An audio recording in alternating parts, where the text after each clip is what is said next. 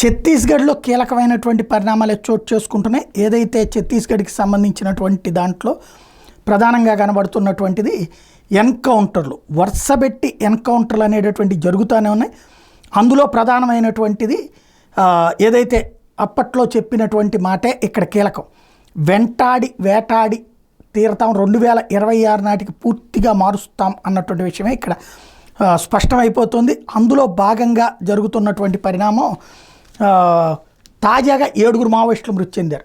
దంతేవాడ, బీజాపూర్ జిల్లాల సరిహద్దులో దట్టమైన అడవుల్లో ఇంద్రావతి మాడ్ ఏరియాలో మావోయిస్టులు ఉన్నారనే సమాచారంతో మంగళవారం నుంచి బలగాలు కూంబింగ్ చేపట్టినాయి.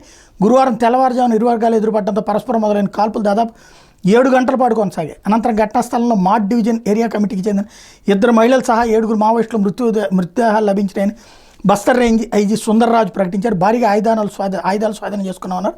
గాలింపు కొనసాగుతూ ఉందని ప్రకటించారు.